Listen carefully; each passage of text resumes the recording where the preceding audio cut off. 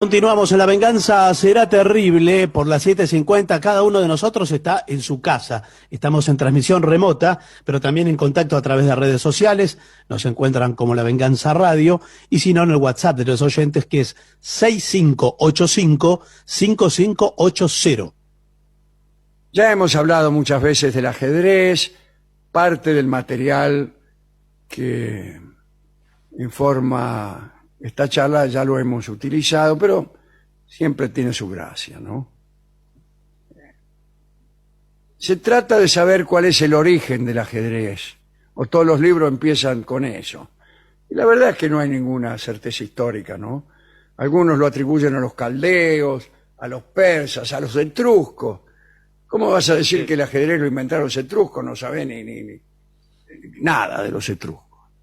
La mayoría adjudica la invención a los egipcios y a los hindúes.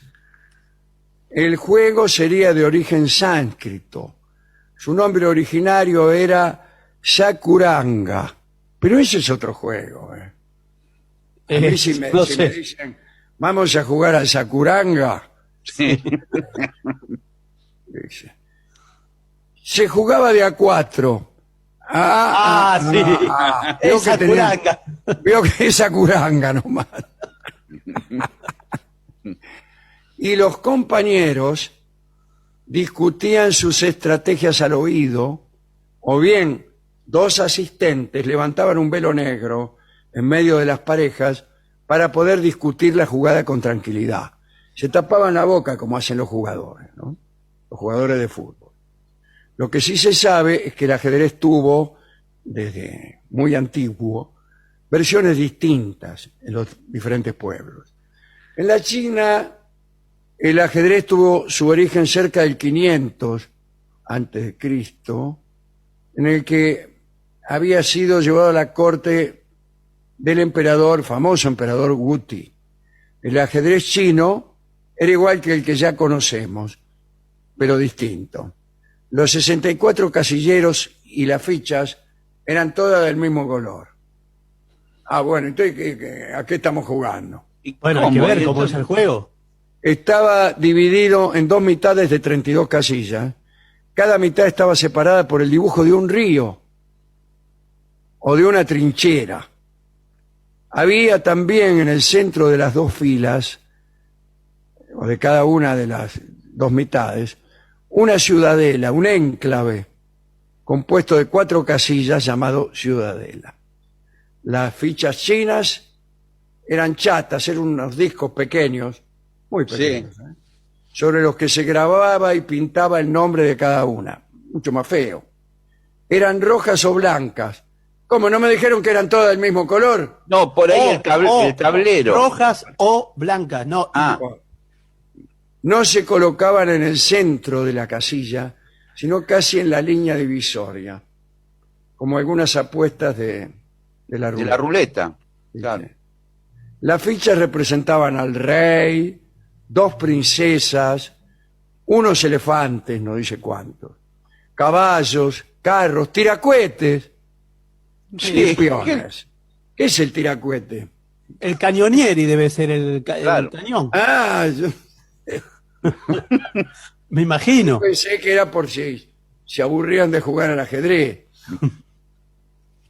Los elefantes no podían atravesar el río central porque se suponía que había unos puentes imaginarios que eran muy ligeros, podían ser utilizados por los carros, los caballos y los peones, pero no por los elefantes.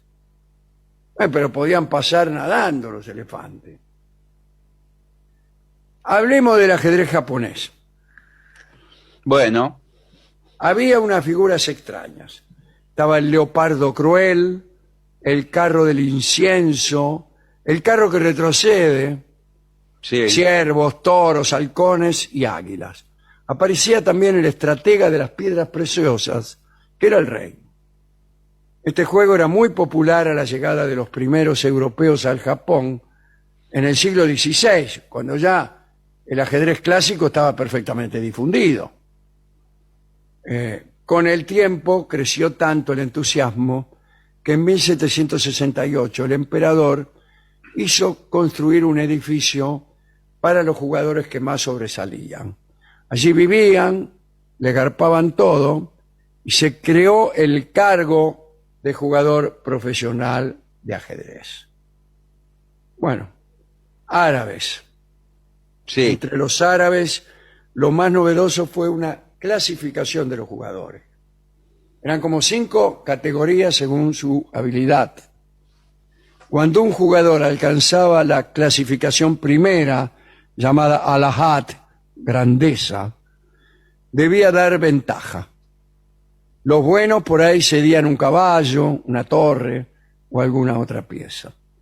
Se dice que el califa Harún al-Rashid, nuestro querido Aarón el Ortodoxo, había llegado a la categoría Al-Ahad y no había quien le ganara.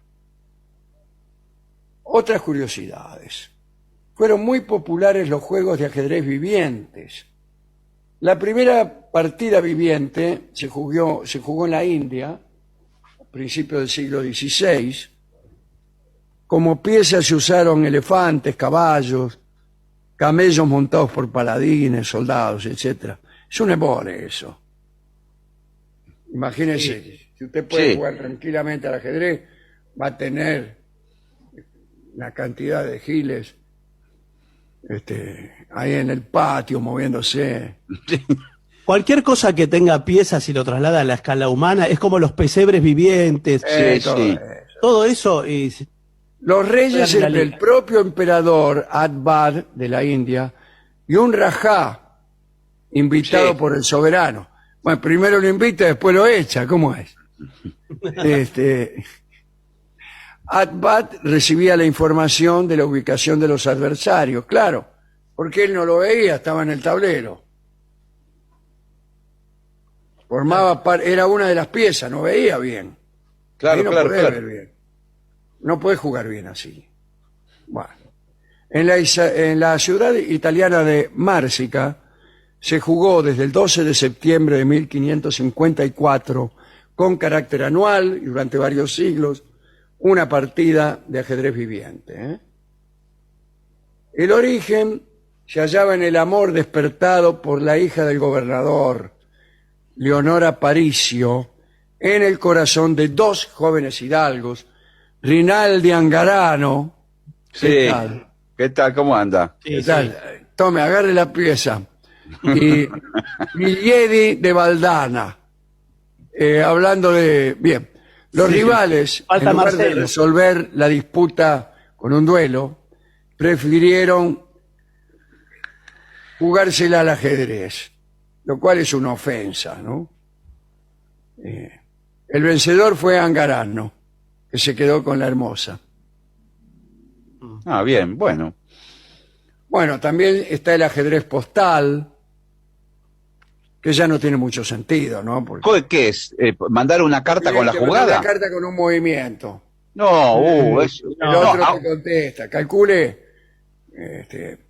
Así jugaron, por ejemplo, en el siglo XII ya, Enrique I, rey de Inglaterra, con Luis VI de Francia. Y tenían una embarcación solo para ese correo. qué bárbaro. La partida duró 6 años. Ganó Luis VI. Qué bárbaro. Bueno, hoy por hoy, mediante tecnología hay fanáticos del ajedrez que juegan online de un lugar del mundo a otro, pero claro, es juegan inmediata. a tiempo natural. Claro, ¿no? claro. Bueno, ahora eso no tiene sentido, como no tiene sentido mandar cartas. El rey de Prusia, Federico el Grande, fue un gran jugador que utilizaba sus correos reales para jugar con ministros, gobernadores, e incluso hasta jugó una partida con Catalina II de Rusia, Catalina la Grande, ¿no? Bueno. Nombro excelentes ajedrecistas de la historia. Balzac, Goethe, Ibsen, Nabokov, Edgar Allan Poe, Don Miguel de Unamuno, Schopenhauer, Leibniz, Voltaire, Rousseau, Carlos Marx, Engels, Eric Satie, Ferdinand mira. de Saussure, Ramón y Cajal, Enrique IV de Francia, Lenin, Lincoln, Luis XIII, Luis XIV, Napoleón, Napoleón III, Robespierre, Fernando el Católico, Felipe II de Francia, Martín Lutero, etc. Mm. Me gustaría contar algo, para terminar, que comentaba hace algunos días con unos amigos. Yo soy un mal jugador de ajedrez Sí. y casi no jugué nunca. Me enseñó mi papá a jugar, jugué algunos partidos con él, quizás jugué algunos con algún primo, con algún amigo, pero no jugué más, no volví a jugar. Alguna vez intenté en la adolescencia, pero no me interesó, no me interesó. Pero sí me interesó el ajedrez. No me Sí. interesaba jugar, pero me interesaba observarlo desde afuera. Y mi papá era muy aficionado. Y entonces me contaba cuando yo era chico los nombres de los jugadores más famosos, etcétera. Siempre había alguno ruso, ¿no? Siempre algún Sí, ruso. claro, sí. Botvinnik, por ejemplo, que fue Claro. campeón mundial durante muchos años. Kasparov era otro. Kasparov, Jerry Kasparov, también Petrosian, Tigran Petrosian. Y estaba Bobby Fischer, que fue el primero que les ganó a los rusos. Y antes, hace muchos años, Capablanca, el cubano, y su eterno rival, Alexandre Alekhine. Ujú. Bueno, y después muchos yugoslavos, Svetozar Gligorik. Ujú. Y hace poco vi la serie Gambito de Dama, Sí. que me gustó porque me interesaba el ajedrez visto de afuera, como Mirón. Hasta yo me aprendí también los nombres de algunas Jugadas. algunas Claro. aperturas, la siciliana, la doble fianchetto, qué sé yo. Así. Menos jugar me gustaba todo. Y vi la serie esta, Gambito de Dama, y me gustó muchísimo. Y ahí el primer jugador famoso que nombran es un argentino. Es mire. Miguel Najdorf. Miguel Najdorf. El primero que nombra. Dice, dice la mina, pero esa es la variante Najdorf. Sí. Mm. Mirá vos. Y Najdorf la actriz era- protagonista es argentina también. ¿Cómo? La actriz Es argentina, protagonista sí. es argentina, sí. Sí, es argentina. Najdorf en realidad había nacido en Polonia, pero había venido. Mm. Había radicado en Argentina, jugaba los campeonatos por Argentina, etcétera. Fue un estupendo jugador de ajedrez. Y después conocí a Antonio Carrizo, que fue presidente de la Sociedad Argentina de Ajedrez, o como se llame. Y venían a visitarlo muchos ajedrecistas famosos. Sí, señor, yo me acuerdo. Quinteros era el más frecuente, pero también del extranjero. Sí, señor. Larsen venía, el rubio Larsen, que era un dinamarqués, que una vez me dijo que para él Dolina era polaco. El origen del apellido. Claro, y que él conocía a un Dolina que era campeón de ping-pong de Polonia. Mire. Mire. Creo que se estaba burlando de mí. Sí, y además que en Dinamarca la mitad de las personas se llaman Larsen. Sí, claro. Pero no Dolina. No. El caso es que comentaban partidas y ponían tablero los tipos y jugaban. Y mostraban jugadas, cómo jugaría un buen jugador o cómo jugaría un queso, decía Larsen. queso haría esto. Y hacía una jugada. En cambio, jugador bueno no mueve nunca esta pieza. Propio queso. Y una vez escenificaron La Inmortal Polaca, que es una partida de Najdorf, que se llama así, La Inmortal Polaca, y que tiene, es una partida hermosa porque requiere unos sacrificios, es muy espectacular. Parece que vas a perder y ganás. Y la hicieron para mí. Qué fantástico. Sí, sí, la hicieron. Estaba Quinteros, no me acuerdo quién fue su partener. La sabían de memoria ellos. Quinteros la sabía de memoria. Sí. El que se sentó frente a él seguía las instrucciones de Quinteros. Pero sí, los buenos ajedrecistas saben la partida, esa y otras partidas las saben de memoria, ¿no? De manera que siempre he tenido con el ajedrez una relación muy potente, pero yo no sé, no juego muy mal y no me gusta jugar. Hubo un momento en los años 70 que era bastante popular el ajedrez, ¿no? Por lo menos yo veía que en los diarios venían jugadas en la última Bueno, es que acá página. había jugadores de primer nivel, claro. Claro, claro. Entonces Sí, hacían claro. muchos campeonatos y qué sé yo, por ahí había un mundial por equipo, entramos segundo. Claro. Claro. ¿Qué querés? Sí, sí. Sí, había secciones de ajedrez en los diarios. Sí, sí, Claro sí. que venían con la partida y el Sí, con la dibujito. partida.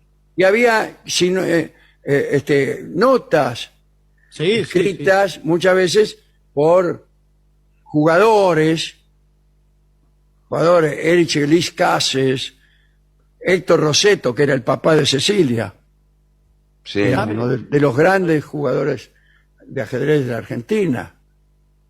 Había que, claro, ahora posiblemente eso no suceda. No sé si es que en el mundo no interesa tanto. Claro. En el tiempo en que se jugó el campeonato entre Spassky, que era ruso también, y Bobby Fischer, eso era noticia mundial. Sí. Noticia mundial.